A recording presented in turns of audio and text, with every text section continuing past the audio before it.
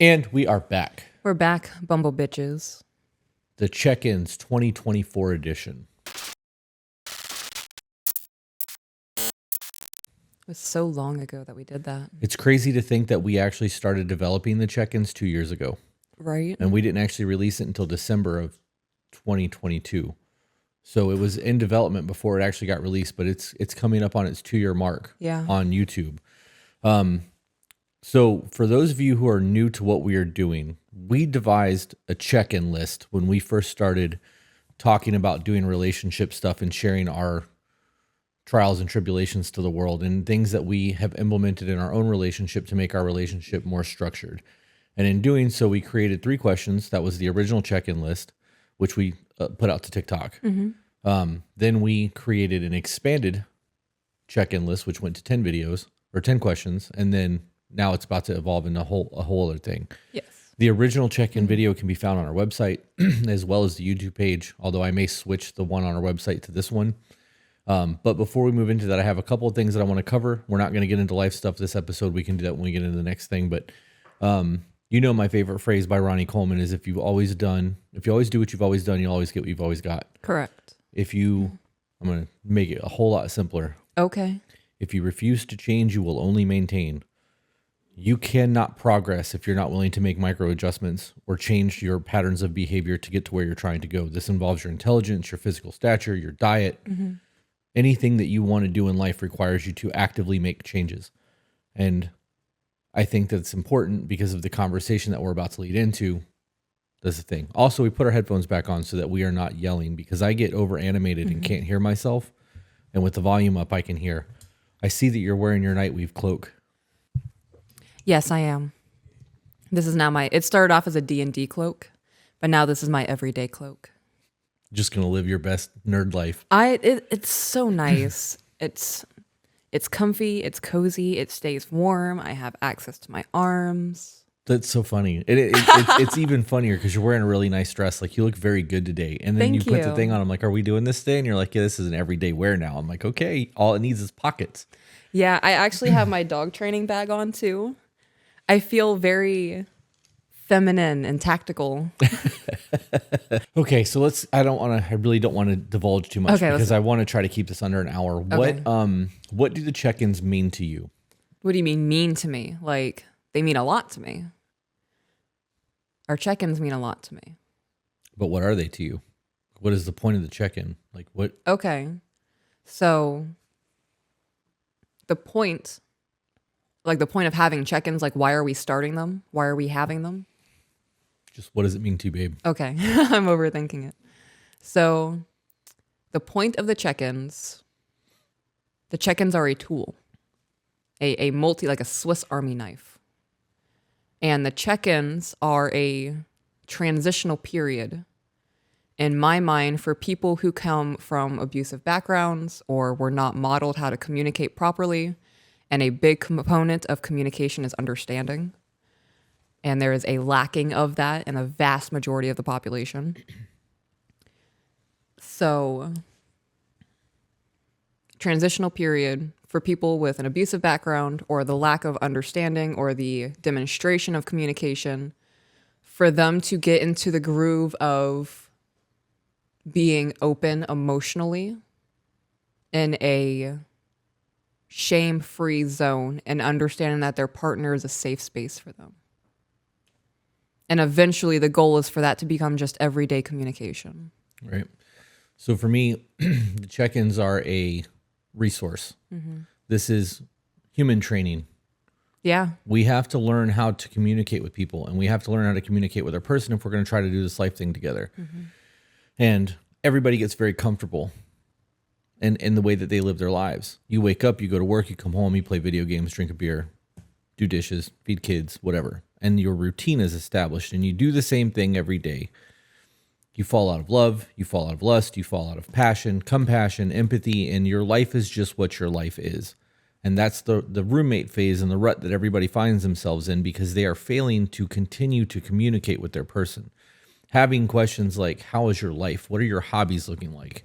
Just general engaging questions that have nothing to do with the rut of our existence, I think is what continues to establish a bond over time. I believe that with the check-ins, you are learning how to ask those questions and take feedback from your person in a non-aggressive, non-disruptive manner. So for me, the check-ins are a way to teach people how to engage questions instead of making statements, work on conflict resolution while not in conflict. But there are steps that have to be taken to do that. A big thing I would like to add on to everything we both just said is to not take things personally. Yeah. I was about to ask you what aren't the check-ins? What aren't the check-ins? Yeah. The check-in is not an opportunity for you to be shitty to your partner because they hurt your feelings. That's it. That's not what this is. We are not here to have an argument. Yeah. This check-in is supposed to be productive conversation. Yeah, this is not an opportunity for you to put down your partner. This is not well, you're supposed to listen to me right now. We're supposed to be talking about how we feel. Right.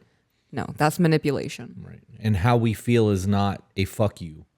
How we feel is this sucks, and I would like to find resolution to change. And it needs to be a back and forth. This is not an opportunity for you to throw shade or blame or judgment or criticism. It's not about trying to make your person feel guilty. It's about trying to understand what both of you are going through the same way that you did when you were dating, Right. to try to find a way to make this work long term. Micro adjustments have to happen, or you're going to stay exactly where you are and you will never progress in your relationship. Before you move on, I want to tack on to that manipulation statement that I made. Everything is manipulation. There's positive manipulation, like the training of the human. The check-ins are a positive manipulation. It is. You are manipulating your guys' relationship. You are molding your relationship. You're influencing your relationship the way you want it to be. It's training. Right. Also. Well, I'm trying to bring in different words for people to go, oh, well, I understand that word. I can see the connection to the manipulation. So if somebody is trying to take the check-in and turn it into something negative, that would be the negative manipulation, the negative influence. Right. This is also not a therapy session. No. This is not couples counseling. This is you guys trying to reconnect. So for everybody that's like, my partner won't do the check-ins, maybe they don't understand the point behind it. Maybe they think that you're going to shit on them, or that this is just a bitch session for you. Or they feel like it's homework. Right. And that's not what it is. It is about the two of you sitting down and having honest discussions about how to make your life better. I took the previous check-in list and I exported the transcription, which was about an hour, and a whole lot of it was stupid conversation from us because we do that. Yeah, I created bullet points, and I just kind of want to read through the bullet points, and we can have discussions about each one if you feel up to it. If not, we can just blast through it and get through this. Okay. I don't really care, but I do think that there are things that need to be addressed in this. I agree. All right. So the purpose of the check-in is to not just save a marriage, but to continue growing together. Right? Like everybody that writes into us is doing so because they're having problems in their relationship, and they're having problems in their relationship because they can't fucking talk to each other. Not always. Sometimes people are just shitty and go out of their way to be a controlling person. But most of the time, it does boil down to a lack of understanding of what the situation is. And I believe there is an issue with the differentiation between your feelings and the facts of the situation. I agree. Yeah. But and I also think that speaks on to what you said versus what we heard. Right. And that's also something that may get discussed later, but that's I think that needs to be a whole episode. Okay. Phones and other distractions need to be put away. If you wear a smartwatch, if you have a tablet, TV, computer, whatever, all of that shit gets put on do not disturb or stuck in a Faraday bag or left in a nightstand. We are having uninterrupted, honest conversation with each other right now. It's important that you sit face to face while doing this. If you have, like right now, this is not it. Because even though you guys, I don't know if you can tell or not, but she's directly to my left and our chairs are sitting like this, which is why we have to turn our heads to speak to each other because we're not facing each other. The ideal scenario for both of us is you in my lap at an intimate position. Maybe even my hands in your face or your arms around my neck. Like bear hug. Almost sexual. I mean, it could be that way if that's the way you need it to be so that you can have an honest conversation. The goal here is to create a true loving Bond. Right. This isn't you and me versus each other right now. We are having issues and we need to resolve them. I love you. and I want to do that. So let's run through these questions and go from there. Right. We're resolving the issues. We're not trying to resolve each other. Right. Right. And you can't change your person. And that's an important part of all of this. You can talk until you're fucking blue in the face. You can throw things, punch holes in the walls. Nothing that you can do is going to physically or mentally alter another human being unless they decide to make I can't say physically. Yeah. So I'm going to retcon that and say that you cannot mentally change your person simply because you're willing it into existence. They have to want to make the changes, and so do you. What was yours? So my bullet point on this is the check-in purpose is a structured tool to transition from abusive tendencies to healthy communication. And I want to elaborate on the abusive tendencies because I chose that phrasing very specifically. Screaming at your partner is not healthy. I agree. Saying, I'm done with this conversation, you feel how you feel is not a healthy communication. Saying that didn't happen, so we're not going to talk about it is not a healthy communication. Degrading your partner. Well, you're just fucking stupid. You can't understand what I'm saying. You're the problem here, bitch. Not healthy communication. So then what's the answer to that? Resolving that? Especially the last one.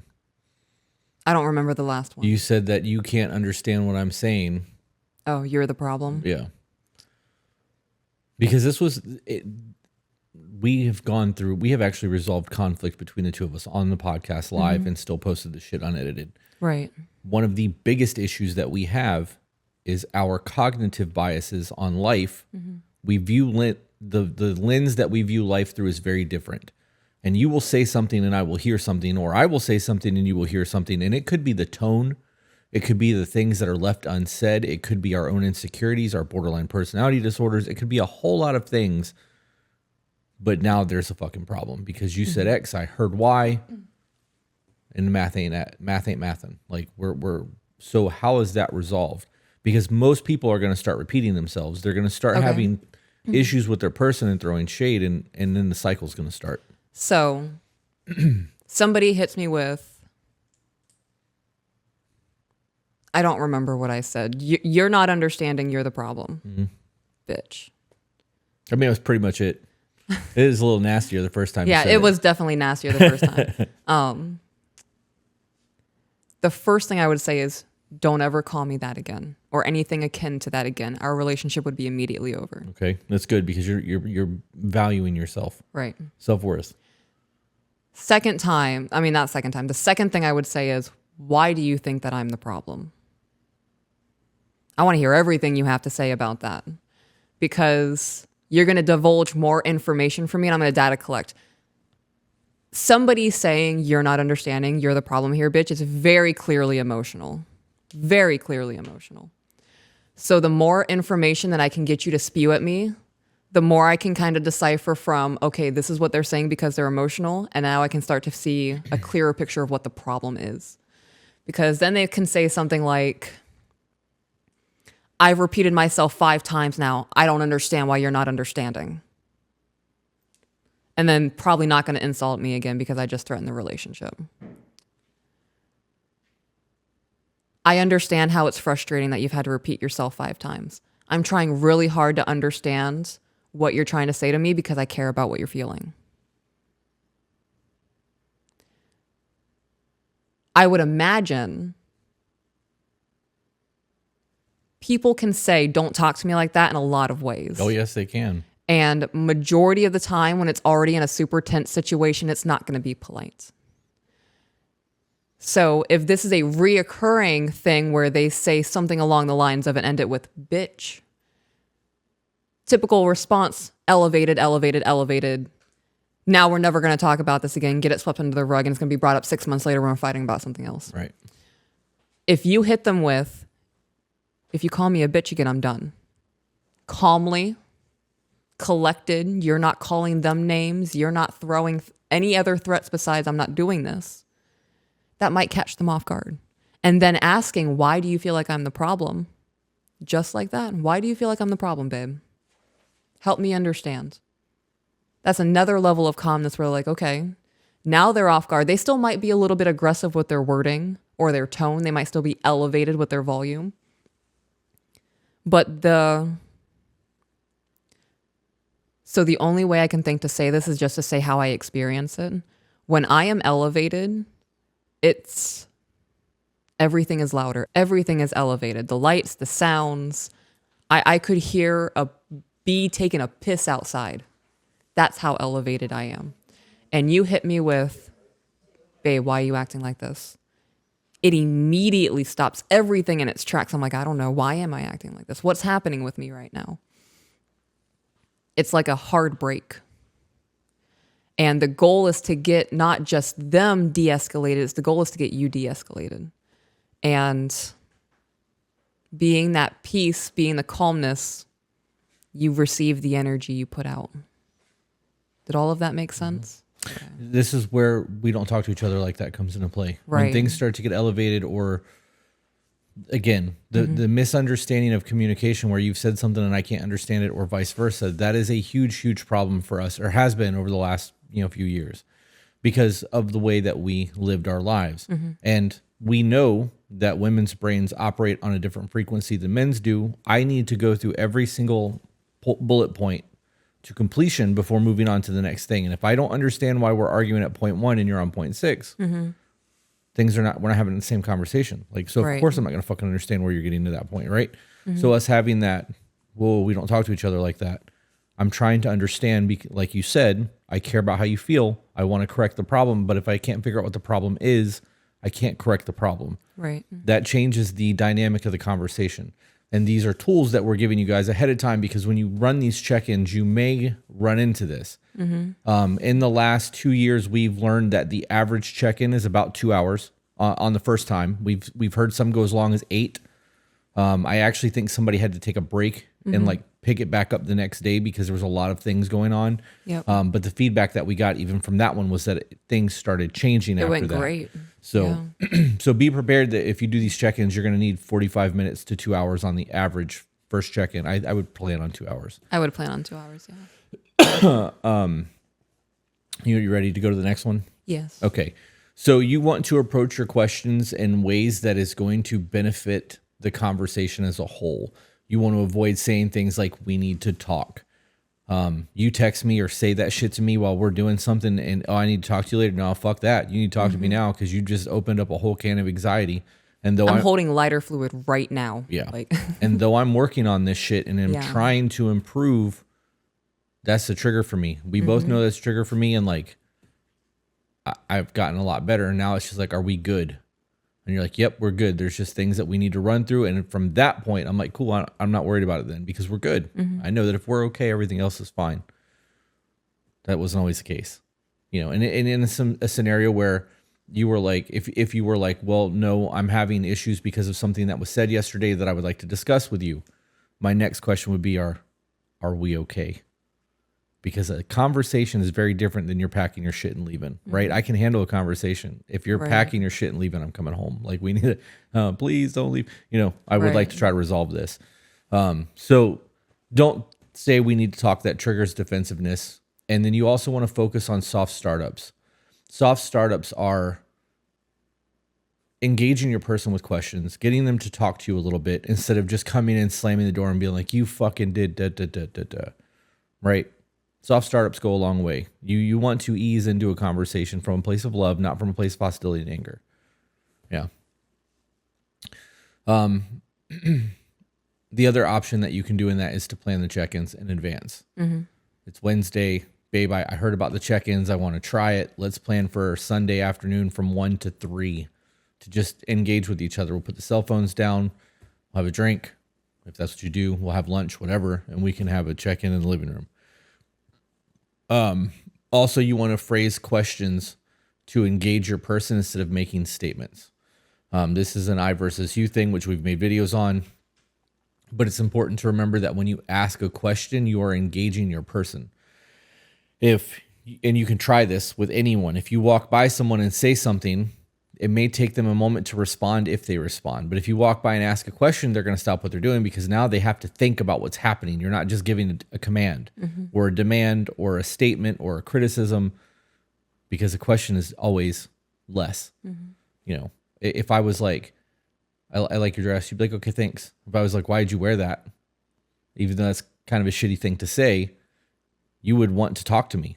Why would you ask me that way? Why do you feel that way? Like, does it look good on my body? Does it do whatever the questions are that you're going through with an insecurity over the dress that I may have just implanted by asking that question? And this is no different than men going, who you getting dressed up for? Right? Okay. So again, statements trigger a feeling of judgment where questions engage curiosity.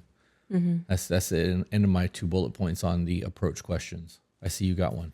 My bullet point is, when asking questions, do not ask, why did you do this to me? Remember, people do not do things to you. People do things for a plethora of reasons. And some of those reasons that we have noticed repeatedly in emails is that it's a trauma response or a survival tactic that they have had to learn to get through life. This does not excuse any reactions. It is just a gentle reminder to not take it personally in the moment. Yeah, this it's trained. People train each other. They do. And you see it, anybody that's like, oh, I'm not fucking trained. Really? What did the beginning of your relationship look like compared to your marriage? Tell me you're not fucking trained. Remember all the hard conversations that you were willing to have in the beginning that you're not willing to have now because of whatever your reason is? That's trained behavior. So that you're right in that. Why did you do this to me? That victim mentality creates a whole lot of fucking problems because now the other person is the one who is responsible for everything, and it removes all accountability from your plate because you're the one that is a victim, right? Yeah, it's huge. Oop, too far. All right, so some communication tips when doing the check-ins. You want to avoid using statements like you never or you always. Those are 2 very, like, we're going to war. Right. You don't speak in definites. And in doing so, you are creating a combative environment, even if your tone is right. If you and I are having a conversation and we're loving, and I'm like, you always, it doesn't matter what I'm about to say. I can be like, you always make the best gravy and biscuits. Before the best gravy and biscuits come out, you're gonna be like, what's about, she's about to drop. Like, what's about to happen? Because that is a very damning statement. You need to be accountable to you for your feelings and avoid blaming your partner. And the reason you guys can't see it, but the reason that I put your in all caps there is because when you do the I versus you statements, it should be about your feelings and not about the way that they made you feel. You always do this and it makes me feel like is a you statement. You're using an you statement to get to bridge to an I statement. That's not how that works. So if you guys are having something that your person is doing that you don't like and it's making you feel like shit, you say, when this happens, it makes me feel like, because you're not throwing shade, you're not placing blame, you're letting them know in those moments you don't feel good about what's happening. That gives an opportunity to correct the behavior of them versus them being corrected for being a shitty person. So, and again, she said earlier that all of this is manipulation. Life is manipulation. When you give a dog a treat because it does what you want it to do, you're manipulating the dog to do good things. So understand that manipulation is only a bad term if you have that cognitive bias as that being a thing, and understand that every word has an actual meaning to it, not the meaning that we assign. Damn, baby, you got paragraphs down there. Not really. I want to read your bullet points. Why? Because I wrote mine. Okay, yeah, you can read mine if you want to. No, I'm not. I can add on to it. I'm not. We should have switched. We should have had you read my bullet points and me read yours so that we were engaged with a thoughtful thing, because I've already thought all this through and so have you. I wonder how that would have looked. Anyways, listening to understand rather than to respond. We know, just real quick, and I said I wasn't going to do a lot of this. I'm going to try not to, but the last 2 years has been one of the most informative 2 years of my entire existence. And the things that I know now that I had no idea when we started doing all of this shit is insane. Like, I know, for example, the average person will not listen for more than 17 seconds before interjecting to be heard, because they're waiting for their turn to speak versus listening. Active listening. And active listening is fucking hard. Because especially in my brain, this bitch does not shut up. Same. Because I need to understand the technical of everything. Right. So, and I also know that I get excited. And when I get excited, I'm like a golden retriever. My brain's like, You get the zoomies. right? And then on top of that, I also know that I'm going to forget or I'm going to hyperfixate. And everything else that you've just said, I've missed because I'm stuck on this one thing that I need to understand. And if I don't interrupt, I can't understand. So to listen to understand rather than respond means that you have to engage them with questions about what's happening. And if they make a point and you don't understand, you could raise your hand. Wait, hold on. I don't understand that. Before you go on the rest of the tangent, I don't, that's what I don't understand. Falls right back on what we were saying earlier. That's the part I don't understand. Can you explain that to me so that I can understand that part? Okay, I got it. Go. Right? Super fucking helpful. Active listening is fucking hard because we're taught to shut the fuck up, listen when we're spoken to, Disassociate. Tell me you didn't do that most of your life. Oh, almost all of it. Yeah. There are times when I'm sitting in the living room and I'll catch myself. I'm like, how long have I been staring at this bookshelf for? Right. Some of y'all are doing that shit right now. Stop it. You're here to learn. Yeah. Be present. That's a good way to put that. Be present in the moment. Yes. Before you continue on, you've gotten really good at reading my face when I don't understand something you just said. Have I? Yeah. I don't know if it's my eyebrows or I just make a really silly face when I don't understand something that you say, but you're like, do you understand that? And I'll be like, no. And you'll elaborate further and it helps me a lot. Here's another fun fact for all of you. The average person spends less than 10% of their home time in the same room with their person in a week. Less than 10%.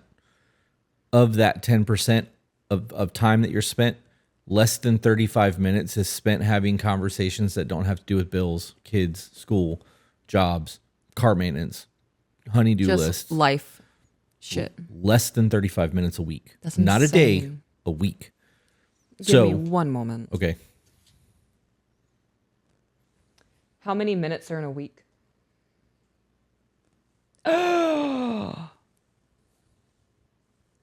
10,080 minutes in a week. 35 minutes spent on somewhat meaningful conversation. On average. Yep. I am disgusted. Right. So our podcast, even though it's work, we put ourselves in these positions to try to work through other people's problems. And we have 3 or 4 hours every single day having meaningful conversations Right. that interest us, or we're doing book breakdowns while we're driving in the car, or we're riding bikes or taking pictures. We engage with each other, and that's why we have the relationship that we have. It's why we are so invested in each other's days. Well, we also get 2 hours in the evening breaking down the shows that we're watching. Well, we do that too. Yeah, Right. that's become a toxic trait. I don't think that's toxic. It is. I can't enjoy TV anymore. Oh, I hate everything about everything. I enjoy watching birds now. Yeah. Even birds are dramatic, but Because you create narratives. I do. Your birds had a whole like bird wedding in the backyard. It was They a thing did. for you. So, Yeah. but we even had conversations about that, and I get to hear about your hobbies and your gardening, and I can help you do that, and you can help me edit, and we can do life shit together. Most people don't have that, and you can call it a blessing if you want to. You can call it a privilege and call it whatever the fuck you want. We've made this work Oh, this so that is we have so much this. work. It is work, and it's every day, and it's micro adjustments, and this isn't working, so we need to course correct.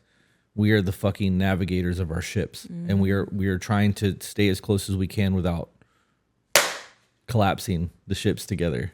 I just wanted to scare Carrie. It worked. It worked. Are you fuckers paying attention? Are you disassociating right Did now? we disassociate again? Yeah. Take a deep breath and relax your jaw. Let's go. The last thing I have on this is to allow time for processing. It is absolutely okay to pause the conversation. Hey, things are getting heated right now.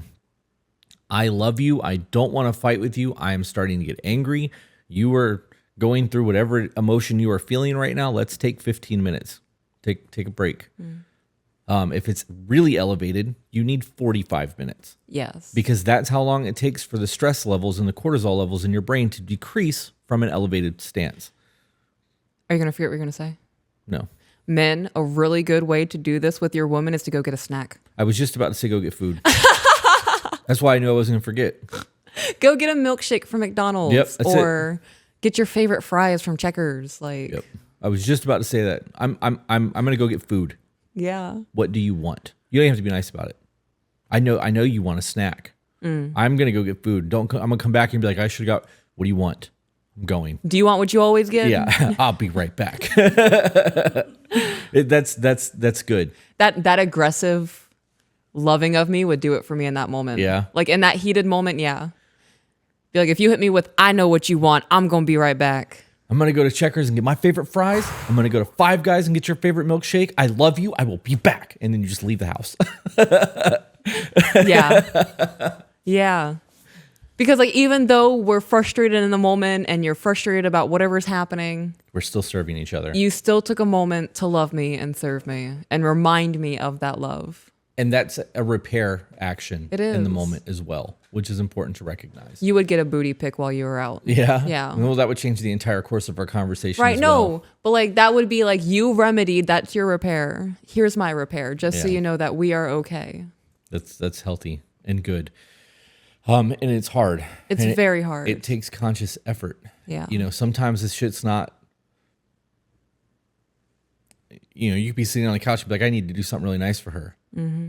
I know I'm gonna be gone tomorrow from 3 to 5, so I'm gonna make a note for 3:45 to be like, do something nice for your woman, and that could just be like a ding, ding, ding. Hey, send her a text message, order some chocolates, do something. But that also plays into all of that, I think, in terms of making sure that you're staying on top of the loving aspect of things. On the pausing the conversation thing, the only thing that I've got left on that is that when you pause the conversation, you cannot let it go. No, we are not sweeping things under the rug. This is not a dust bunny. Right. And that 45 minutes or up to 45 minutes of downtime is not looking for ways to negate their argument. Or to win the argument. Right. You need to stop thinking about it altogether and start thinking about things that make you happy. Right. You should be trying to create dopamine responses in your brain. This doesn't mean buy shit. I'm not telling you guys to Amazon shop. I'm telling you to do something that's going to get you to relax 45 minutes and then pick the conversation up from a cool, calm, collected state versus coming back in. Here's your fucking French fries. Oh, wait, I got fries. Here's your fucking milkshake. Right? Like, I drank half of it. yeah, it tasted really good. Oh, fuck. All right, what are yours? Mine, I would be so upset. If I drink half your milkshake? Half of your milkshake in the middle of a disruption, I would cry.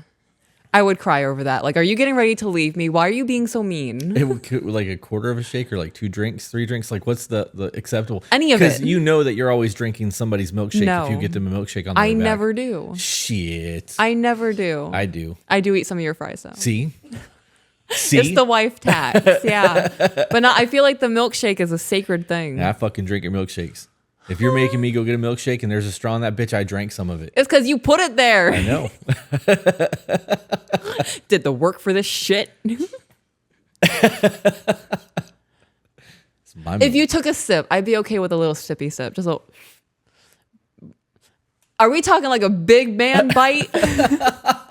Are we talking my husband bite, or are we doing a little sippy sip? We're talking about drinking your milkshake. I'm not biting your milkshake. No, I babe. know, but like a husband bite is a quarter of my sandwich. That's me.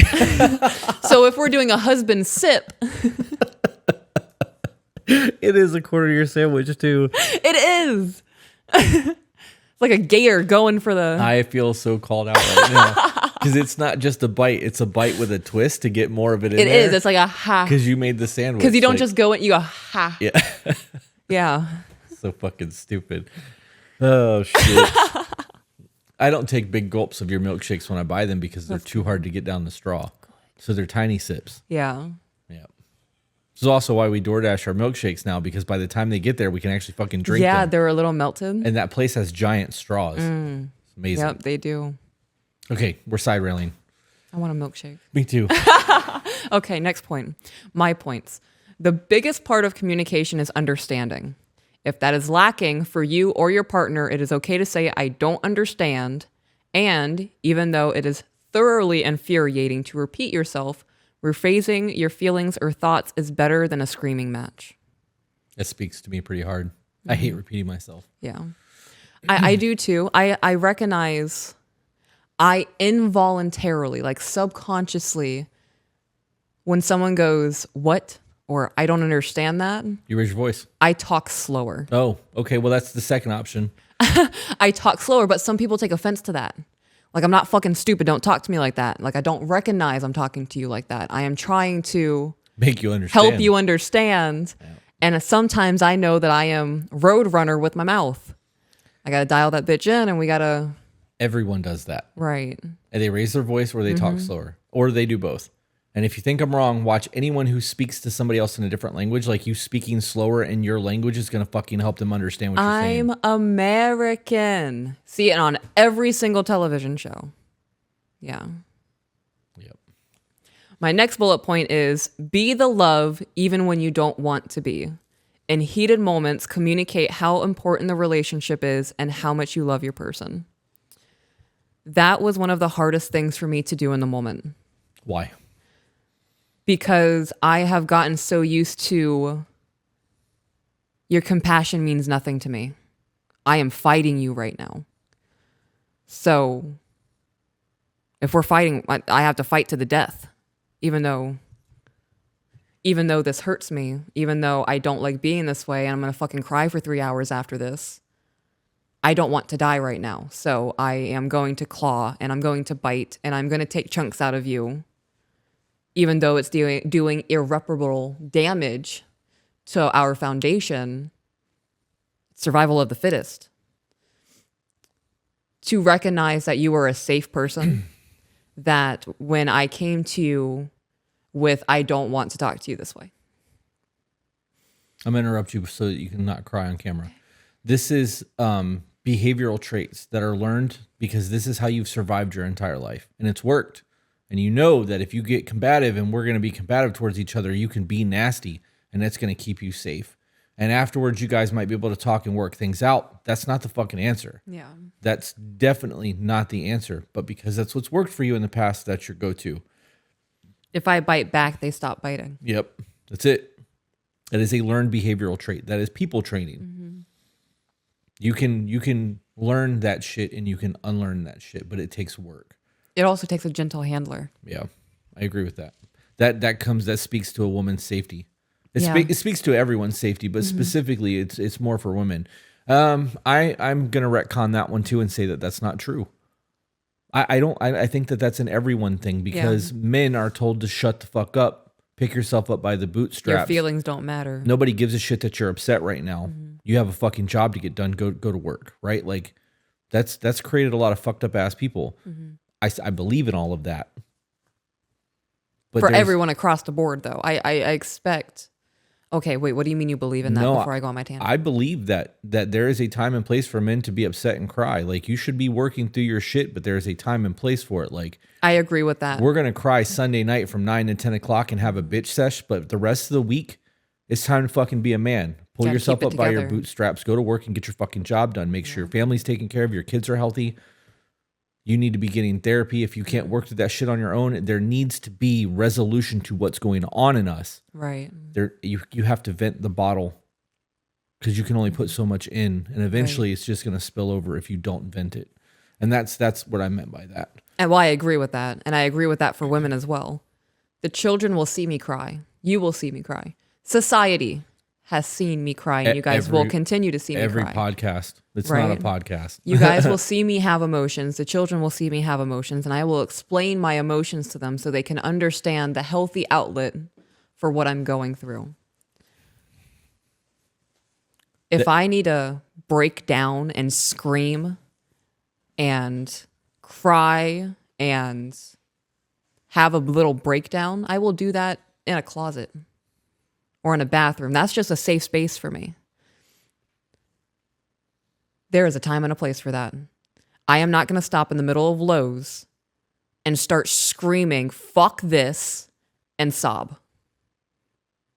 So there is, and it is nobody's job to cater to me. It's important. I am here for myself, and if I need a little extra support, I will ask my husband, babe, I'm having a really hard time right now. I need you to fucking choke hold me on the couch. It's not an actual choke hold, but my brain went right to sex there. That's not what she meant. There's rear naked guard. That's it. Right? Like rear guard. I'm no choke hold. I don't know if you guys can see my feet, but is his arms and his legs wrapped around my body, and I'm a caterpillar in a cocoon. It's like a face hugger, but from behind. That's how it feels. I feel like a caterpillar safe in my little cocoon. And when I'm done with this moment, I will be a beautiful butterfly because my husband loved up on me. Like, so I agree with the time and place. Okay, moving on. Key points to remember and things to think about is to avoid defensiveness during discussions. This is not a time for you guys to fight. This is a time for you to give each other report cards or to give each other report cards on how you guys have conducted yourself over the last couple weeks, couple months, couple years. If this is your first time over your marriage, relationship, whatever. Once you start doing these check-ins, every check-in is a check-in to observe and report. We did a check-in on Sunday. It's 2 Sundays later. We've scheduled another check-in. We're going to talk about the last 2 weeks. If we've already done a check-in that's talked about the last 10 years, we're not touching that. That shit's done. Now, if we're talking about something that's happened in the last 2 weeks that is reminiscent of past behavior, we're going to address that without throwing shade over the last 10 years. We're focused on the last 2 weeks because you are operating right on an increment. Right. And I would like to tack on to that lingering feelings. I'm not going to bring up a lingering feeling that I've been experiencing for the last 6 months. I mean, I am, but at this point, like, why have you been holding on to it for so long? That's a bigger issue. Right. So if you are holding on to something longer than 2 weeks, there's a problem within the relationship. I agree. Okay. I agree. Next one is refrain from habitual phrases like "I love you" without meaning. I used "I love you" because that's a big one. Other habitual phrases may look like "I'm sorry you feel that way." Whatever. That's a you problem. That's a you problem. Just fuck it, you win, right? Like you're right. Yeah. You need to if you're actively listening, your responses are going to be different. Correct. Because you're engaged. If you are disassociating and you're reverting to habitual communication, you're done. At that point, you're disengaged from the conversation. It's not going to benefit anyone involved. I tacked onto your refrain from habitual phrases like "I love you" without meaning. I elaborated onto that. Be prepared to elaborate on why you said "I love you" in that moment. We do that every time. We do. The only time I don't go "why" is when you tell me "I love you" when I'm leaving or if I'm hanging the phone up, which we used to not do. And it's become habitual now. It's not, I mean, it is intentional because I have hung up and called back and be like, hey, I just realized I didn't say I love you. So it is, I guess maybe it's actually not habitual. I don't view it as habitual. Yeah. Because if I can hang up without or leave without saying it, it's not a habit. Right. It is still intentional. But us having a good day and you looking over and be like, I love you. I want to know what made you. What did you just think of? What just crossed your mind? Right. Why? Yeah. Why do you love me right now? Why do you love me right now? Because there's times that you will always have love for me, but my husband's a fucking asshole sometimes, right? Like everybody goes through that. That's normal relationship shit. But the why of all of it matters. So why is your husband a fucking asshole sometimes, right? Like that needs to be discussed too, but we're speaking on love right now. So correct. damn good point. Appreciate and validate small positive actions. This is putting gratitude in your attitude. This should be done before you start your check-in. If you know you have a check-in Sunday at 2:00, Sunday morning, you need to wake up and start talking about all the things that you're grateful for. Start putting that shit into the universe because it's a bad day. It's not a bad life. We have had one for instance ever in our relationship where we had an 8-hour disruption. Yeah. Our disruptions now are less than 10 minutes.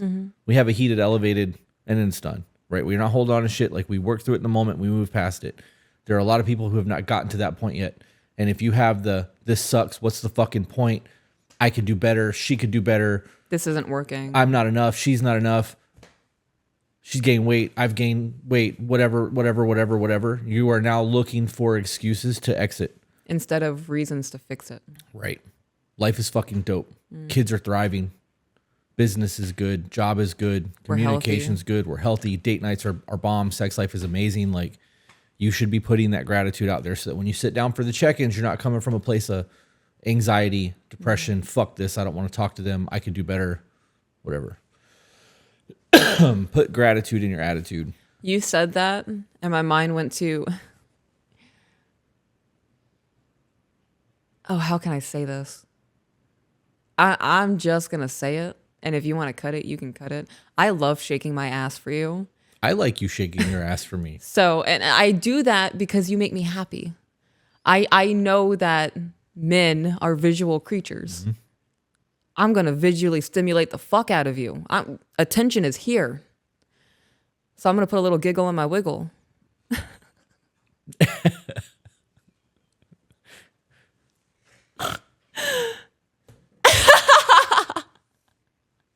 I am such an ass man for you. It's so stupid.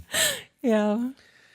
And I always can tell. There's a very clear difference in you when you're doing it to be cute and you're doing it to engage being in a physical activity. Right. And it's important to recognize the two, and they have different intent behind them, but both of them come from a place of love.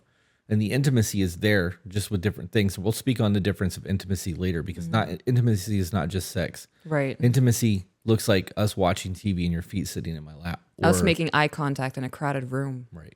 Laying in bed joking, me being a weighted blanket. It looks like a whole lot of things. Sometimes it looks like you giving the bite command to the dog and me crying about it.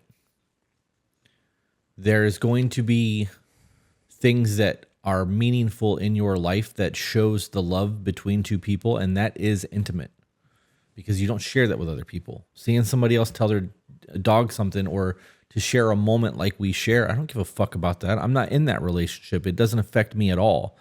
But with us, it could turn me into a sobbing mess. It could make my day or ruin my day. Right. So that's important too. For those of you who are new to the podcast, we have somebody that works behind the scenes. She is a part of the To Be Better tribe and very close to everything that we're doing. Her name is Carrie. As I got up to get Peach's tissues, Carrie said something, and I'm having her get on a microphone just so that you guys can hear that interaction and completion. Go ahead. Oh, no. I've been in deep thought sitting here listening to every word you guys have said, and it's made me realize a lot about myself and my relationship. I have a lot of work to do. We all do. And I was not aware of how bad it was until hearing all of this, and I'm like, I really have a lot of work to do, and I want to get better. I want to be better. I love hearing that, because it's just, I love my girl, and I want it to work, and everything that's said today was such an eye-opener to me. Like, it's crazy. Well, there you have It's insane. Right. I'm gonna put you back on mute because I want to address that now. Okay. All of that is how we progress forward. That's what accountability looks like. Anybody that listens to this can go, they're the fucking problem. They have to change. They. And it's never me. That accountability with what she just laid out, I have a whole lot of work to do. That's how your relationship's going to improve. Your person could do zero. And if you improve, your relationship's going to get better. It may not get to where you want it to be, but you're not going to be depressed mess every day. Things are going to change. It might be incremental. It could be very small, but those changes over time add up. Right. You don't lose all of your weight overnight. You don't get muscular overnight. You don't gain all of your weight overnight. It's small decisions over and over and over again that makes you better. Carrie, thank you for sharing that on the podcast. Okay, so moving to the next one. Recognize and respond your partner's requests for connection. We've talked about bids for connection, requests for connections a lot over the last 2 years, and that is sometimes as simple as, babe, look at that car. Look at this TikTok. If your woman is sending you TikToks throughout the day and you're not responding to those, you are denying a bid for connection, a request for connection. Those small requests for connections, when ignored, will stop because you're showing me you don't care about my interests. If you were like, babe, look at this new plant I got. You did it yesterday when you came back from the thing that Natasha bought you. Or that Tasha bought you. I just called her Natasha, didn't I? The thing that Tasha bought you, whatever that plant is I think called. you just mushed your words together. Maybe. I don't know where that came from, but her name is Tasha. The fucking plant is the white one that Polly gave you when we were at the meet and greet. It is not. It's not. It's an elephant ear. That one's a monstera. Looks exactly the same to me. It's the same kind of, I know it. It's very rare. But if you walked in and you were like, look at this, and I'm like, yeah, neat. I would be devastated. Right? You wouldn't give a shit. You would no longer try to share that side of you. Oh, it would kill it. And that's an intimate thing, because now I know that you like plants that are not all green. Right? It's got a weird white genetic deformation. It may not be, but in my brain that's what it is. Yeah. So if I'm walking through a store and I see a plant that's got something on it that doesn't register as fucking normal to me, I can buy you a plant and come home and be like, hey, did I do good? And even if I didn't, you're going to be like, yeah, you did real good. I'd be so stoked. Right? Because I fucking paid attention to the request for connection that you made. I made a mental note and I went.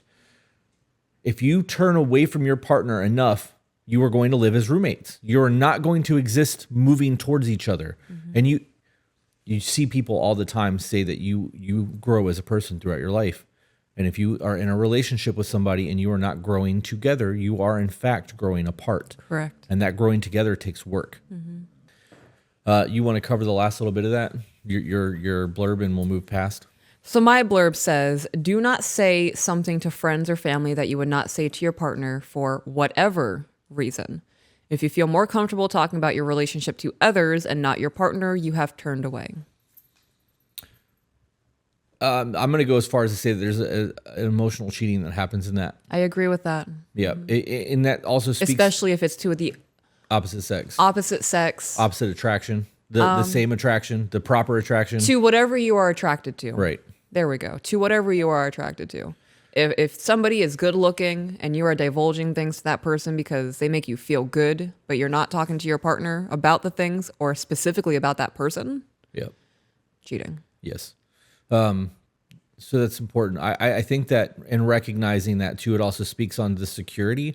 We actually talked about this recently in an episode that hasn't gone live yet.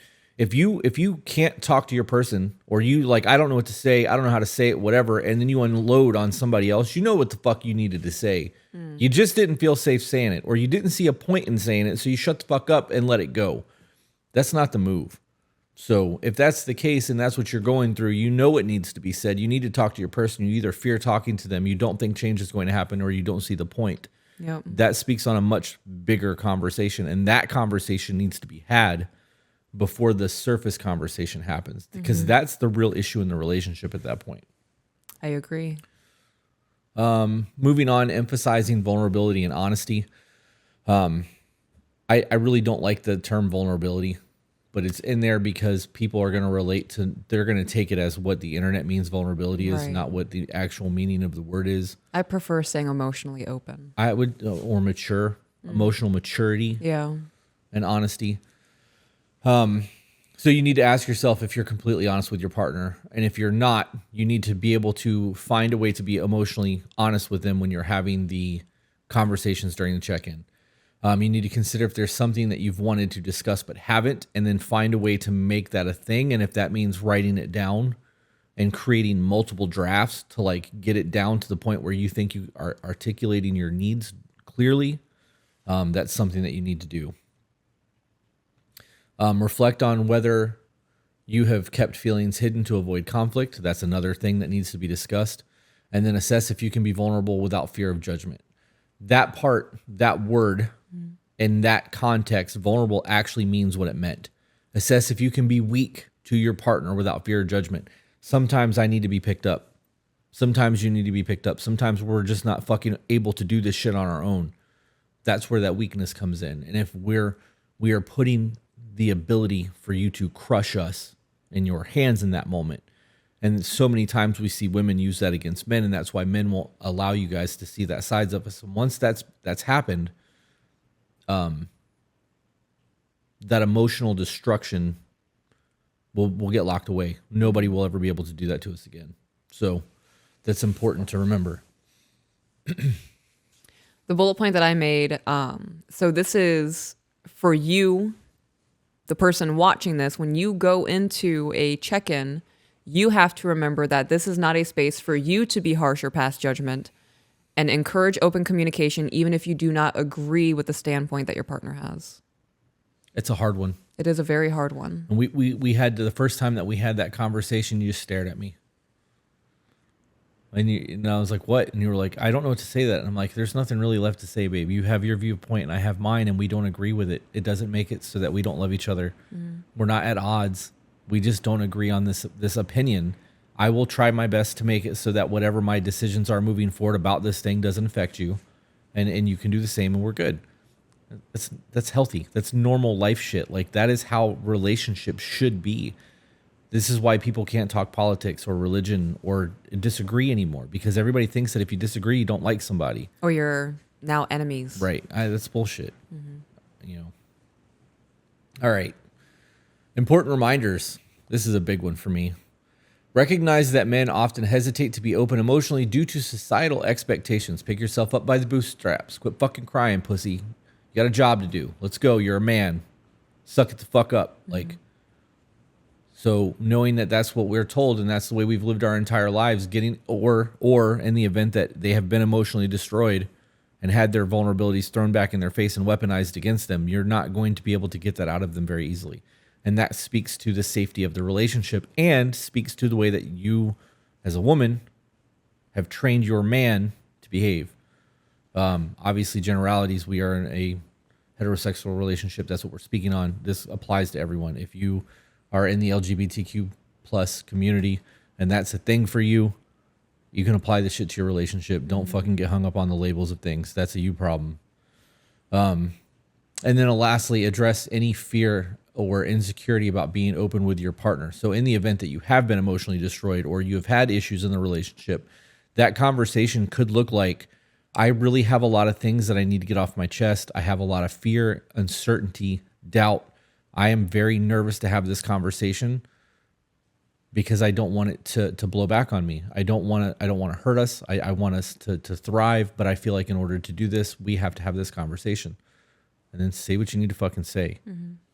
There was no you statements in any of that.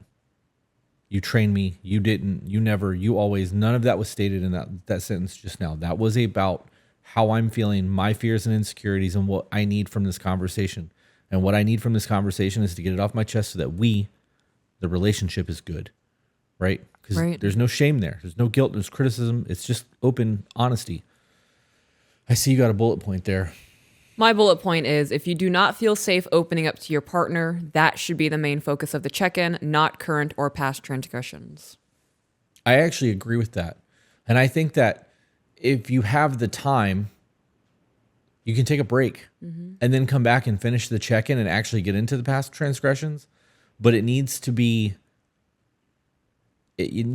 done if you are both not emotionally raw after having that conversation. Right. And that's more of a disclaimer because I am somebody who wants to get all of it resolved as quickly as I can. I want to pick up our life and go back to drinking milkshakes and playing video games and, riding dirt bikes and doing our life shit. And if there's something that I feel is hung up and not happening, I can't pretend that my life is okay.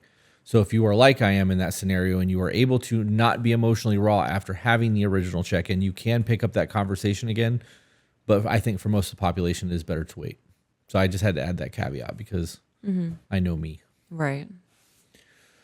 All right. So regular conclusion real quick, just before we move into actually what the check-in is. Can we definitely take a went pause over to an eat? hour. Yeah, we can. Okay. Can we hit the conclusion and then, okay. So the conclusion point that we have before we get into the check-in questions is that regular check-ins and open communication will absolutely strengthen your relationship. Addressing issues calmly and openly to avoid building resentment or contempt and having conversations. And the last one is being attentive and appreciative can prevent falling into the roommate phase. The gratitude and the attitude goes a long way. We don't have to do the shit that we do for each other. No, we don't. We could be like, you ate off that plate, you washed that motherfucker, right? You ate out of that bowl. I'm going to go put mine in the sink. When you get up, you can put your shit away, right? Like, we don't have to both do that. I love that you can't even really think of an example. I'm trying so fucking hard. We don't have situations Right. where we don't do for each other, right? Yeah. And we're grateful. And when we do those things, it's a thank you. You're not a simp for being grateful for things. Telling your person, hey, I appreciate you fucking being a dope mom, or I appreciate that you fucking go to work and kill yourself for us every day. That doesn't make you weak or pathetic, and it doesn't fucking matter that that's required of your relationship. Gratitude fucking matters.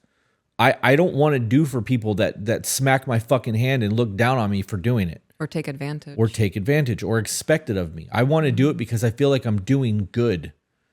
This shit matters. It does. Okay.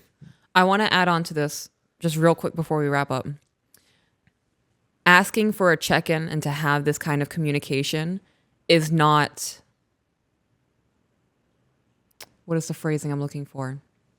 You're not asking too much. No, you're not. This is not out of the wheelhouse of acceptable for a relationship. This is not controlling. This is not stupid. This is not too emotional. You are not meant to be with everybody. Absolutely. You are not meant to like everybody, and that is okay. If your person does not want to take the time to carve out a slice of space for you guys to sit down for 45 minutes to 2 hours in the grand scheme of your lifetime together to make your relationship better, it is okay for you to go, this might not be the relationship for me. Yeah, I've said it in the past too, that you're literally just asking your person to have a conversation with you. You are. And if they're not willing to have a conversation, that says a lot. It does. So, and communication is not just verbal. It's important to remember. All right, we'll take a quick break, eat, Yes. and then come right back to this. Correct. Okay. We sat down today to record the check-in 2024 version, and we are over an hour in. We're stopping to give you a new intro because we realize that this is going to be a 2-part episode. So what you're about to listen to is the first hour of the check-in 2024. What this is a basic bullet point conversation for what you need to know going into a check-in, how to conduct yourself, what to expect, etc. It's about an hour. Enjoy that. And then the next video is going to be the official check-in 2024 video where we discuss what the check-in is. That one should probably be a whole lot shorter than this one. I would think so. We'll find out. I would hope so. We're about to record that right now. Let's go. And we are back. We are back, Bumble Bitches. Not an episode. I can't believe I just did that because we literally just recorded over an hour and we just planned all of this out and I still messed it up. And I'm going to leave this in here. This is the check-in 2024 version. Muscle memory. Muscle memory. It is absolutely on autopilot. Oh, This yeah. speaks on the habitual phrases that we just spoke about 20 minutes ago in the last episode. It does. Full circle. Full circle. We are updating the check-in. We created the check-in for those of you who didn't watch the previous episode or listen to. We created the check-in in around August of 2022. It went live somewhere in December of 2022 or maybe even early January. Since we created the first 3 check-ins, it is expanded into 10.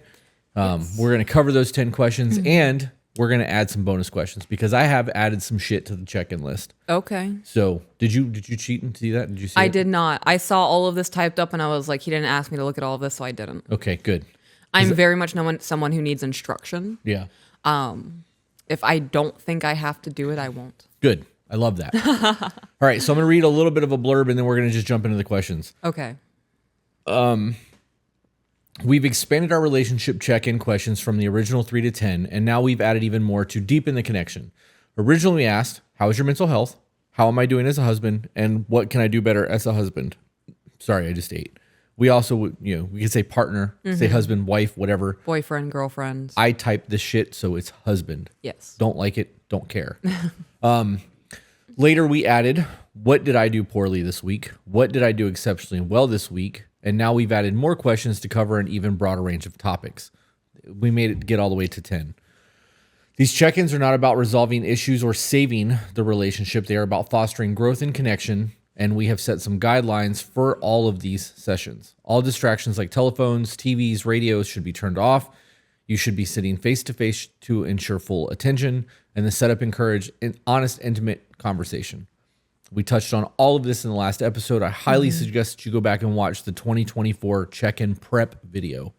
So we'll call it 2024 check-in prep video. That's good. Will you make a note of that, Carrie?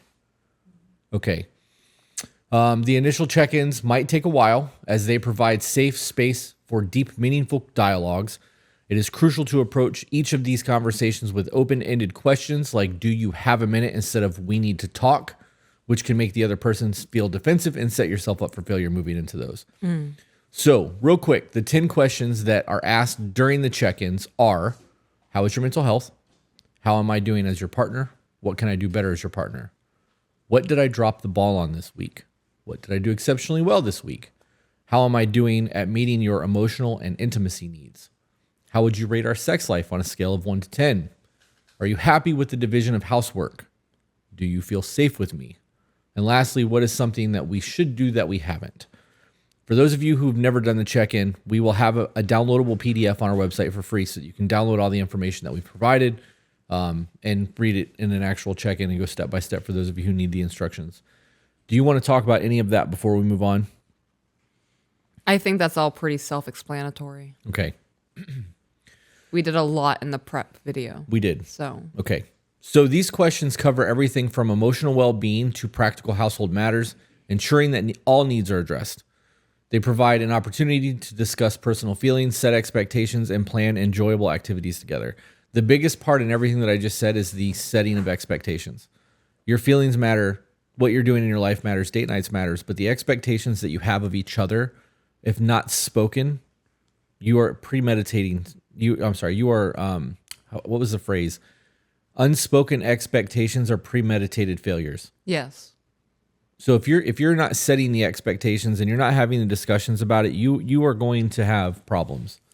It's really chilly outside right now. It's because there's a hurricane off the coast. It feels like it's in the 60s.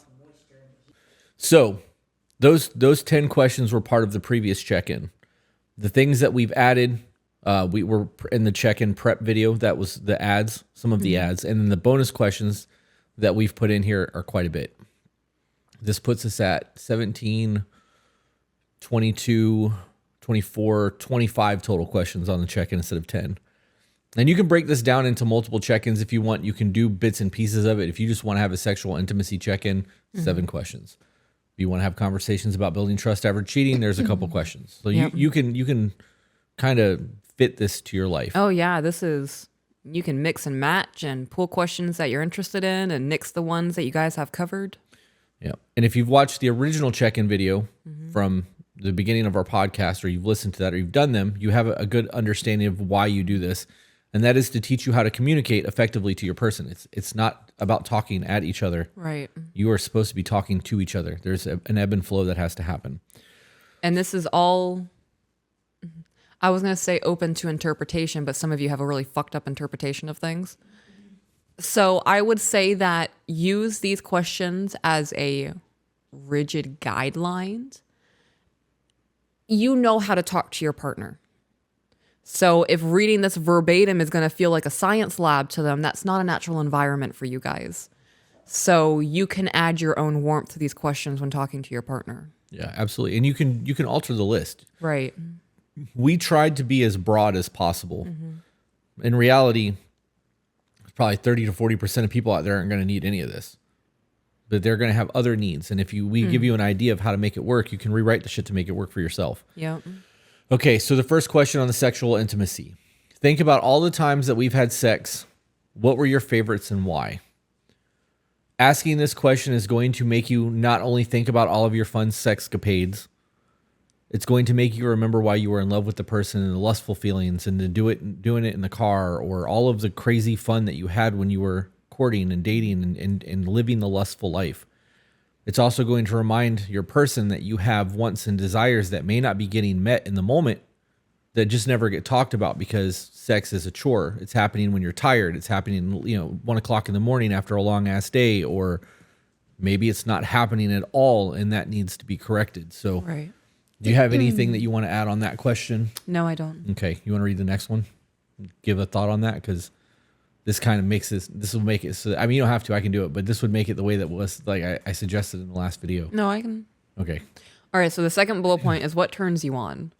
And a lot of people have a hard time talking about that. It's uncomfortable for a lot of people. There could be an embarrassment there. There could be a shame or a judgment from the past. We hear all the time someone will say something, no kink shaming though, Yeah. right? Because that's a very real thing. Right. But if you have to say that, that's exactly what's happening in Yeah. the moment. Right. I'm going to crack a little jokey joke at your expense, but don't get mad about it. That's what I hear when I hear shit like that. Yeah. Yep. It's important that conversation matters, because your turn-ons are going to change. What does it for you at 18, 19, 20 is not going to do it for you at 30 and 40. Right. Jokes aren't going to feel the same in those time frames. Your life experience is going to be very different. You could have a very punk rock youth and a very jazz existence in your older years, and that's going to change the way that your intimacy looks and the things that you're doing in that matter. You know what I mean? Question 3 is, what is the best way for me to initiate or let you know that I'm interested in having sex? Why do you think that question's so important? Because should I grab a towel is not the best way to initiate that. Right. I believe that sex initiation starts in the morning. It could start days in advance. It could if you're not together all the time. Right. Or it could be started days in advance and then intentionally pushed off for anticipation, right? That's a whole different discussion. There are people out there who, as life has happened, have kids, get touched out, have emotional things that they haven't worked through. Maybe they're had not a bad day. Maybe they're not feeling safe with their person, right? Have a bad day, had a bad boss moment, whatever the case may be. We'll go with the touched out one because this is most men are going to go for physical touch because it's a lot of the way that we feel fulfilled. Connected. If you are a stay-at-home mom or even a mother in general, even if you work a full-time job and have multiple kids, and when you're at home, you're being climbed on, you're dealing with snot, kids sticking shit in their ears, like it's a lot. You get touched out. Fucking go away. Like, leave me alone for 15 minutes. Right. Self-care is not had by most, right? We know that. And if I come home from work, excuse me, if I come home from work and I think that we've had this really good text message day thing and everything feels really good between us, and I come in the kitchen and start trying to rub up on you and you're touched the fuck out, that touch is not going to do the same thing as it would if you had a day without the kids. So how to initiate sex fucking matters. And a lot of the time, I believe that it happens with communicating. Dinner was really good last night. I'm really fucking proud of my woman, right? Like that could be the soft startup to playtime. But that matters. Sometimes raunchiness is the answer too. So, next question. When do you prefer to have sex? Time of day. Yep. In parentheses with a question mark. Yeah, I did that because the time of day matters for people who have 8 to 10 hour work days out in the sun, come home and like have to deal with screaming crazy kids, may not have the energy at nighttime to actually devote to intimacy like that. Sometimes it needs to be in the morning. Sometimes it needs to be on a lunch break. Sometimes it should be on a lunch break. Sometimes it should be like, yo, I have 2 hours between my meetings. Let's go have lunch and go get a hotel room. Right? Well, what are we going to get a hotel room for? We can just go home. Yeah, but we can pretend to be other people. We can date. You're going to be a CIA agent. I'm going to be a fucking KGB agent. We're going to sit down and try to recruit each other and then go beat the brakes off of each other in a hotel room, right? Like, right. You can just make fun of things. People lose that imagination and that desire.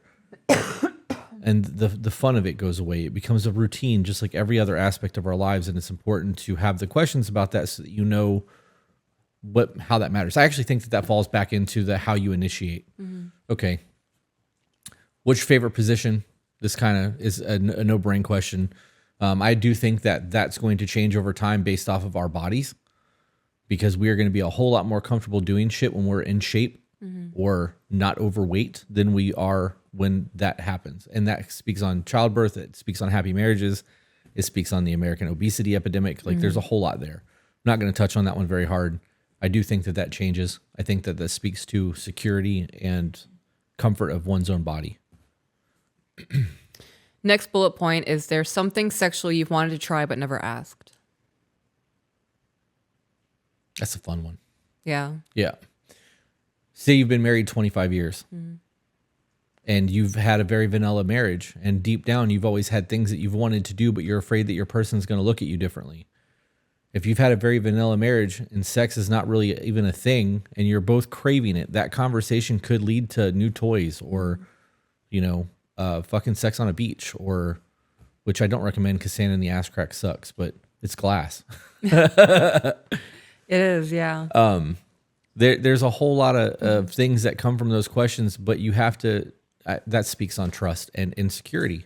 If you're not secure with your person and you haven't divulged that to them in 25 years, do you really feel safe with them? Like that leads into a whole nother slew of questions, I think. Probably shouldn't have put that on there. I mean, obviously it's a valid question and I hope it leads into deeper conversations and I hope that it really leads into self-reflection. But I thought when I typed it up, it was just a fun question to ask. I don't think there's things anything wrong change. with that question. I don't think there's anything wrong with it. I think that it would speak to a lot of deeper conversations in people. And ultimately, that is the point of all of this. Right. But that was a very surface level question when I typed it. The thing that you've wanted to always try and have it. Because that could be a kink, it could be a position, it could be a whole lot of things. But I think that speaks on the safety and the security of speaking to your person. And if you have a kink or you have something that you're super fucking wanting to try, but you're afraid to talk to your person because of a vanilla relationship, the deeper issue there is, why are you not talking to your person? Right. Have they trained you to know that you're not secure in talking to them? Has your weird quirks been thrown back in your face? Are you told that you're not fucking funny when you try to tell a dad joke and you find it hysterical, and because your personality has been suppressed so much that you're actually afraid to talk to? That's where my brain went. Yeah. So like on the surface level, like, got something new you want to try? Mm-hmm. You know what I mean? That's where my brain went when I typed all that out. That's what I meant by that. So did I read the favorite position part again? You repeated it. Oh. Yeah. I'm deep in it now. My fucking brain's going. I just wanted to follow along with what you were saying. Trying to understand. Yeah. Crazy. Number 7 is, what can I do to make our sex life better? This is not a sex question. I don't believe this is a sex question. Right, because sex is a very small portion of that. It is. Like the actual act of it. Yeah. Yeah. The old in and out, the horizontal tango is such a small portion of all of it. Yeah. I agree. And that's why it's on there, because what can I do to make our sex life better? It could be, I need you to take care of the kids for an hour when you get home so I can take a bath. It could be, I need you to initiate more. I need you to tell me that I don't look like a fucking fat piece of shit when I put on my jeans and t-shirt every day, right? Like, there are things that you can do to make your partner feel desired and wanted and appreciated. And gratitude and the attitude goes a long fucking way. So that conversation needs to be an honest conversation, and it's not about sex. It's about the build up to it. You got anything else on the intimacy things? No. Okay. Sexual intimacy, I should say. This one is a section on rebuilding trust after cheating. This could have been an entire episode, and I think it's something that we might get into in the future. Mm-hmm. But question number 1 is, can you describe a time when you didn't feel you trusted me? And what could I have done in the moment to help? This doesn't even have to be about cheating. This could literally be about think of a time that made you insecure because of something that I did. What could I have done differently? This question is going to be a growth question, and you can change trust to intimacy, fun, love, hate, whatever you want it to be. And what could I have done differently is opening a dialogue between two people to problem solve that time in your life. In reality, you've both moved past those things, right? Especially if it's something that, like, you know, if I did something that embarrassed you 10 years ago, right? We're not going to have that conversation ever again. You will remember that I did that shit 10 years ago because nobody ever forgets being embarrassed. Right. But having that conversation now, well, knowing what I did embarrassed you, what could I have done differently to not do that? And the answer is not, don't say that. Maybe it's be softer with your jokes. Maybe it's pay attention to the insecurities that I have and not use them against me. Maybe it's don't tell my friends that I fucking cried while watching Free Willy, right? Like, it could be a lot of fucking things. Right. But if that's something that is affecting you, that's the conversation that should be had. The second one is, what do you need for me to trust me more? What do you think of that one? I think that's a very valid question. There are different actions. I think there's the typical, like, open phone policy, the letting me know when you leave work, the akin to that. Right. But I believe that everyone is also different and that people need different things to feel safe. So I think opening the door to be able to have that conversation of what do you need to trust me more? Trust is safety. So it's a good question.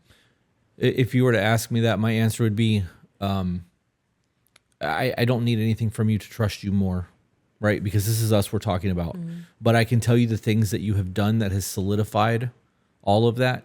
And those things are, I know that you're not giving your attention to other people. I know that you're not dressing provocatively to get the gaze of other men.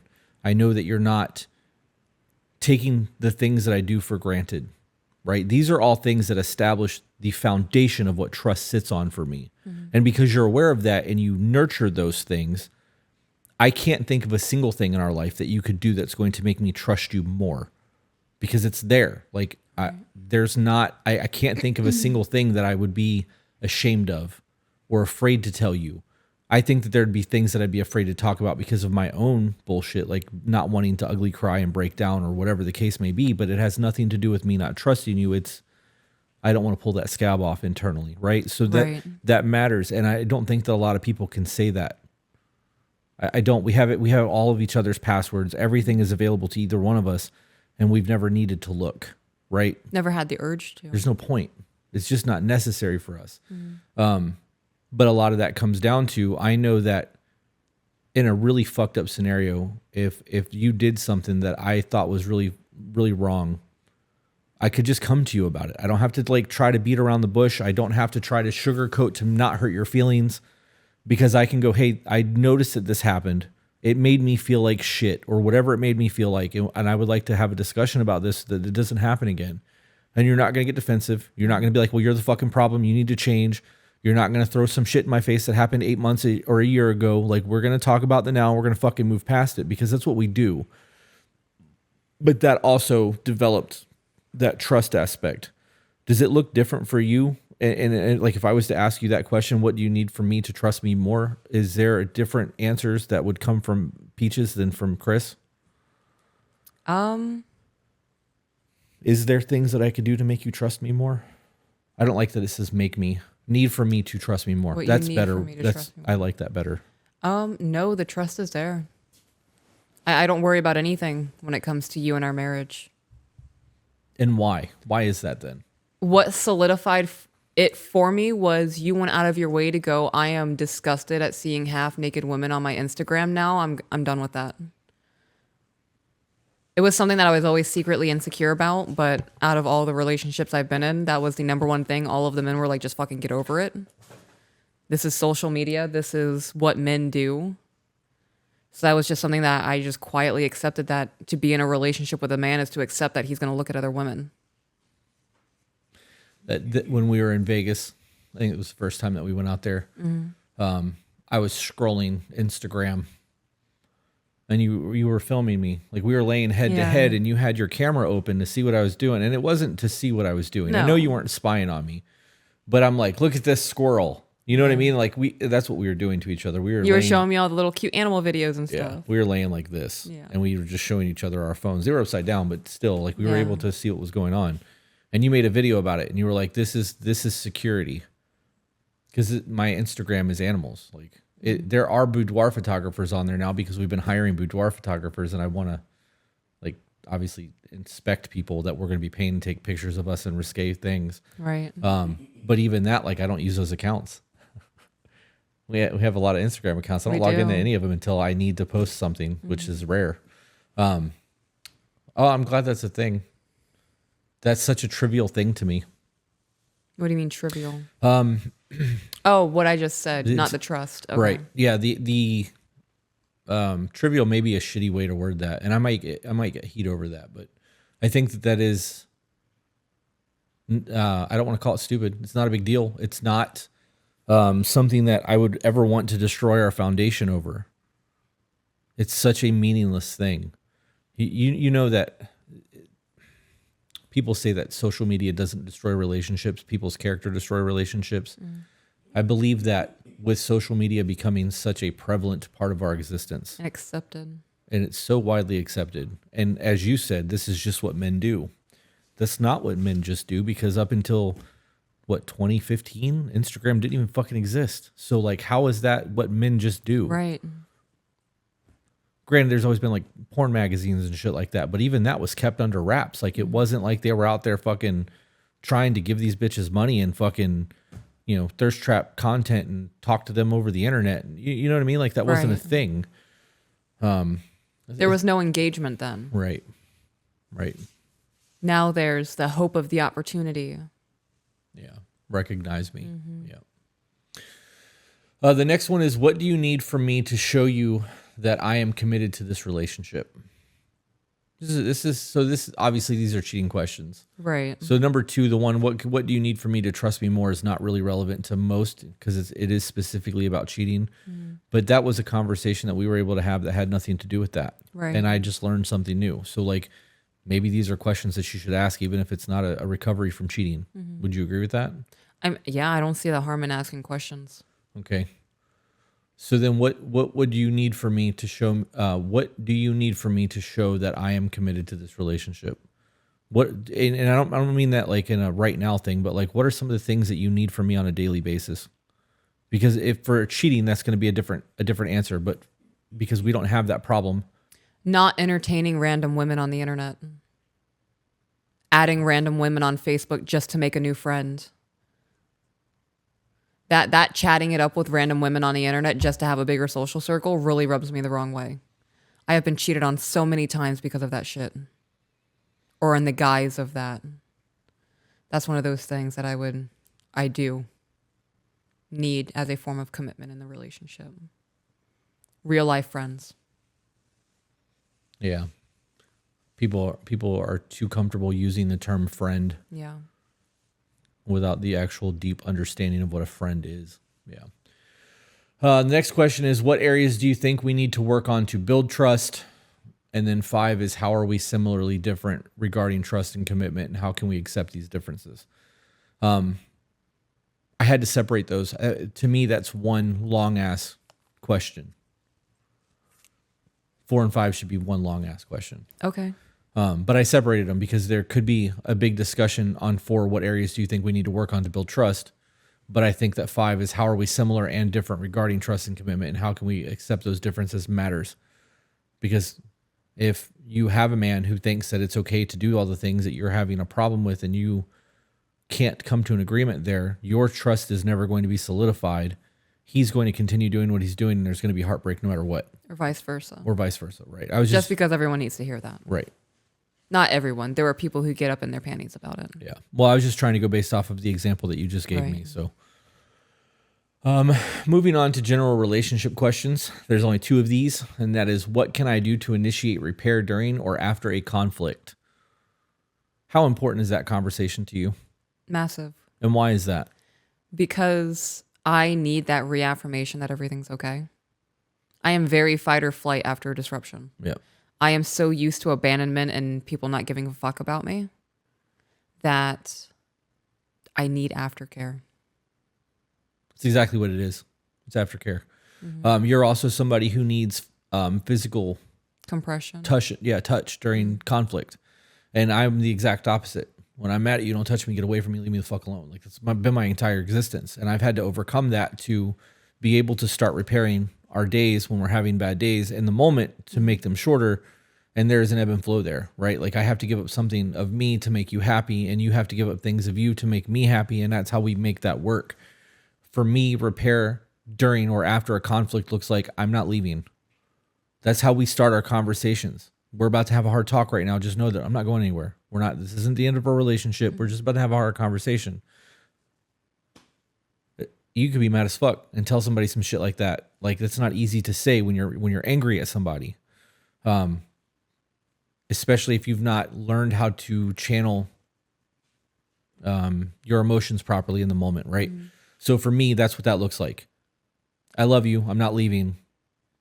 This shit just kind of made me upset. We need to talk about it. So that's it. That's all I fucking need. Like, that's all the repair I need. You can say it to me before we have conflict. Mm-hmm. And all the conflict that we're going to have at that point is not going to make me go, what's the fucking point? This isn't worth it. She doesn't love me. She's going to leave. I could just go before she does. Like, all of that shit is squashed with those simple ass conversations. Mm-hmm. And if you didn't know that, and I didn't know about your compression, we have 8 hours of silence where I'm like, you're giving me the silent treatment. And you're like, no, I'm not. I'm processing. I'm like, whoa. We've talked about that so many times on podcasts. I'm not going to get into it, but that's why those things happen. And then number 2 is, what are you looking forward to most right now? I'm going to ask you that. What are you looking forward to most right now, babe? In life as a whole. Us getting our land. Yeah. You're really ready to do the fucking I am. Get out of Dodge and bring our friends in, huh? Yeah. I need that community. The online community doesn't do it for me. Yeah. It doesn't. I hate being on my phone. I hate sitting at a computer typing things to people. I hate it. Yeah. Our week in Tennessee really thrived up there. That, having everyone around in that little community, it felt like a family. Mm-hmm. And that's something that I've never had. Right. Right. So like I had my adopted family to an extent for a short amount of time, but like that was just adults doing adult shit in a loving environment. Kids were thriving. Like it was a good time. Yep. That was very new to me too. Being able to cook in the kitchen with other people. Yeah. Sitting downstairs and hearing them sing versus drunken fights. Yeah. Yeah, that was a big one. Yeah. There was lots of singing. Yeah. That's funny. All right, moving on to date and adventure ideas. So the first question is, what does an adventure look like with you? Not for you, with you. I think that's a good distinction, because doing something solo versus doing something together is not going to be the same answer. There are people out there who want to have that individual experience, and they want to do it alone. So with you, what does that look like? And I think that that's a big conversation that could lead into a big, deep discussion. How do you think we could have more fun? I think that kind of ties into the first question. And then the last one is, what is your dream adventure? I think the last one matters, because that could be like things that could become plans for big anniversary dates, or Retirement. kids are moving out, right? Or we just cashed out that Roth IRA. Like, I think that the big one, what is your dream adventure, is something that should be put as a bucket list item. And I think that asking that question regularly should be asked, because that's going to change. The dream adventures will change as you get older. The things that you are excited about in your 30s, you're not going to be excited about in your 60s. You know, I've always wanted to go to Thailand. We're going to Thailand in October, but that's not a dream adventure for me anymore. Like, it is a bucket list item. It's something I absolutely want to do, but I don't even know what a dream adventure would look like for me right now, because I haven't put any thought into that in years. So like, that's something that would open a big communication as well. Yeah. I want to see orcas off of Alaska. Yeah. Yeah. Like on a cruise ship? Not on a cruise ship, but like A tour? a charter maybe. I wonder how hard it would be to make that happen. I can't imagine it would be very hard. I mean, we know people in Alaska who would let us stay at a cabin or something. Yeah, but you have to take a plane to get to Oh, a yeah, that's train, right. to get That'd to be a a way train, for to the get to the orcas. woods. Like, that's, yeah. There's got to be a way to make that happen. We should look into that to see That how would be dope. It would be, because we could check off multiple things. Yeah. Like, we could hit Alaska, see Alaska to an extent. I'm not trying to go into the backwoods and fucking be stranded in a cabin during a snowstorm. Fuck that. But to be on a boat. Orcas all and I narwhals. all I see in my head is 51st Dates Yeah. at the end, where they're on the boat. She Yeah. wakes up to the little video and she walks out and they're in the fucking Alaska, Yeah. the Arctic. I then wrote that these additional questions allow us to explore various aspects of our relationship, from sexual intimacy to trust building and future planning. They help us to understand each other's desires and needs, fostering a deeper connection. Is there anything that you would like to add to the check-ins for 2024? I hope that this helps you guys. Yeah. What about some tips and tricks? Because we've learned a lot over the last 2 years. And I know I'm putting you on the spot right now, so if you need to take a minute to think about it, we can cut the minute to think about it out. Okay. But what are some tips and tricks? Because we've mastered this shit. We don't have check-ins anymore. We haven't done a check-in in months, because we check in every day. Are you still happy? Yeah. Am I still a good husband? Do you still love me? What can I do?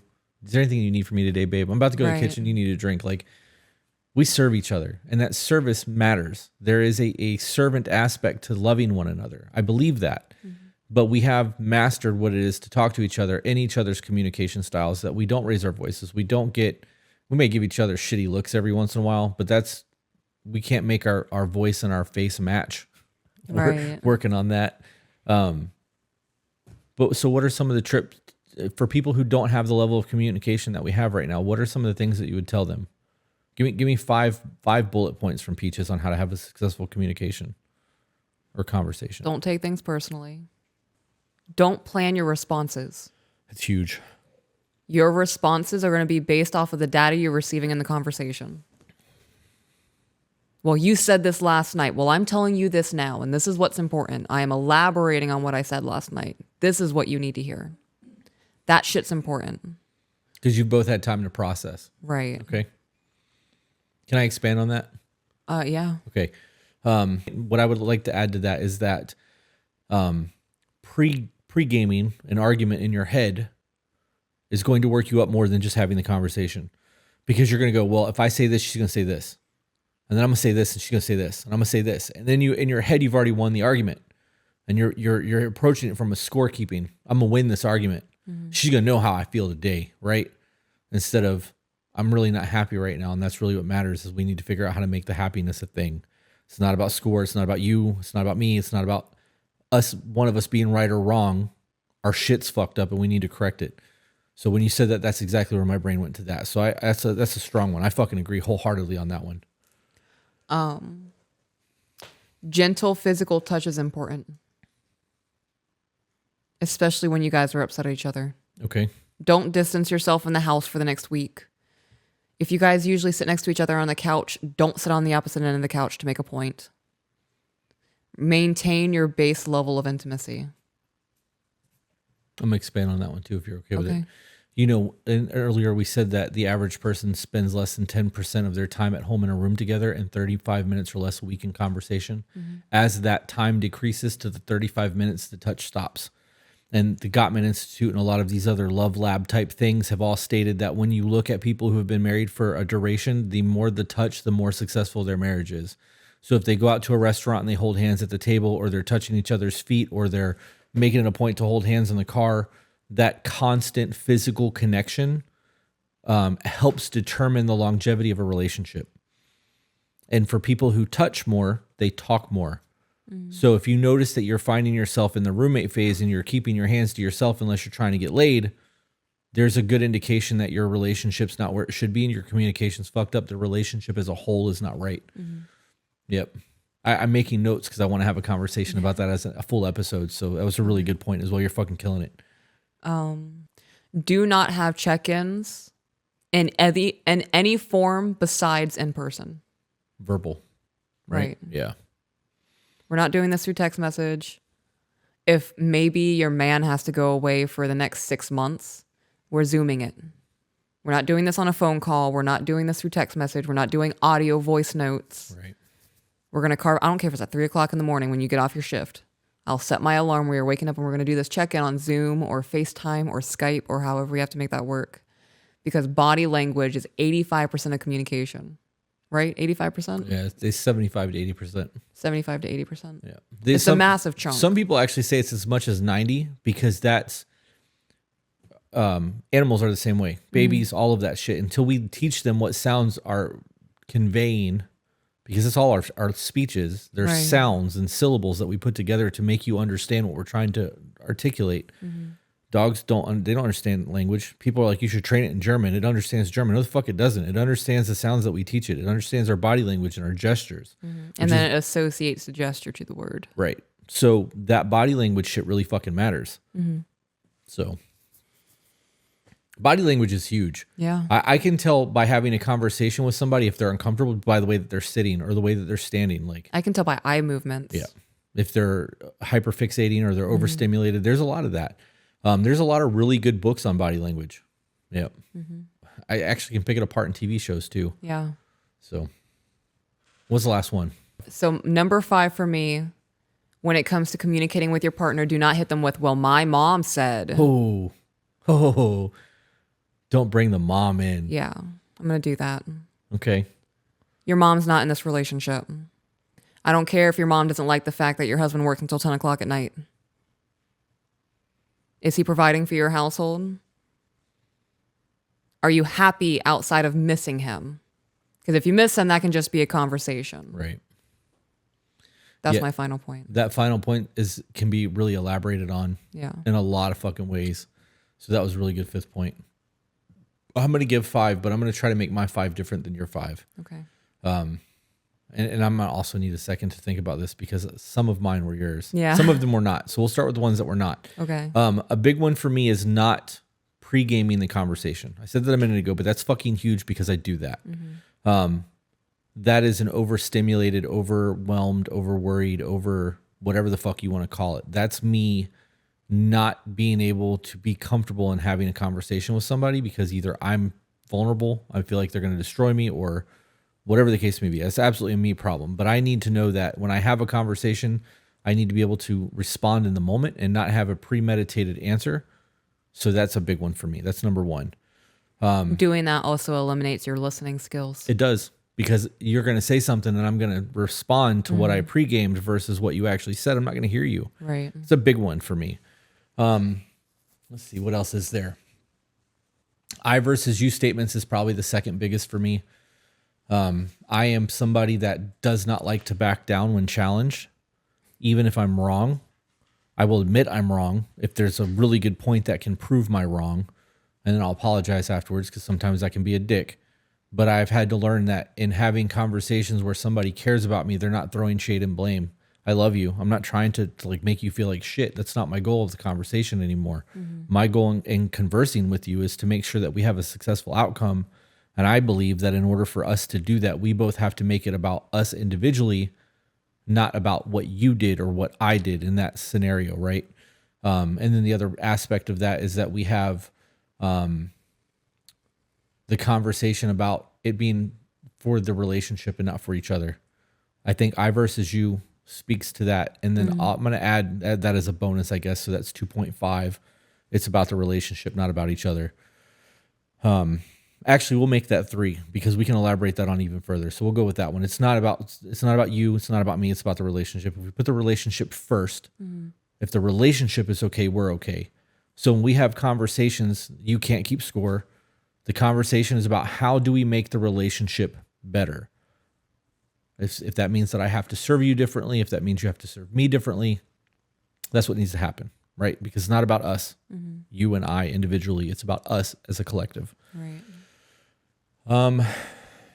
Number 4 is not being afraid to be brutally honest when you don't have the way to convey what you're trying to say. This is going to sound dick.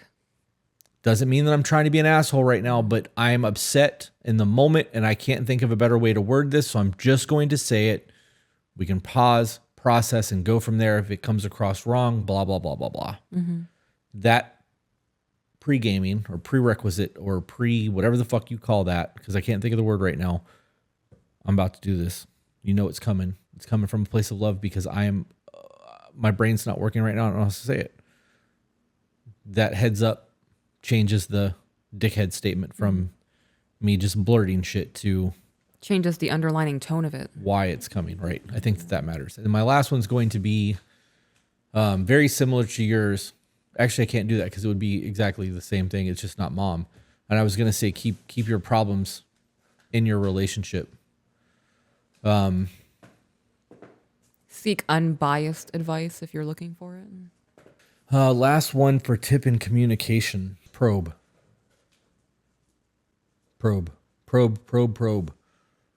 Why? Why do you feel that way? Yeah. Why did that make you feel that way? Yeah. Who, what, when, where, why, and how? I ask all of it. Fucking journalists now. Right. And you're probing not to be a dick. You're probing because the more data you have, the easier it is to understand somebody's thought process and their feelings behind something. And I actually think that that's probably what's made me the best communicator that I am right now, is because I'm not afraid to not take things personal and just be like, why? It's no different than when you're like, I love you. Why? What did I do? Understanding the whys of everything, or how it's made you feel, or how the things that I have done has affected you, or I guess really it's not who, what, when, where, and why, but the whys of it matter. Hows matter. Because I am data collecting. The more information you give me from a you perspective, the easier it is for me to put together the moment that it went from ha ha ha to oh no. Does that make sense? Yeah. It does. Well, that's it. I got nothing else. Guys, with that being said, remember that you are the author of your own life. So grab a pen. And we will see you on the next one. Bye, guys.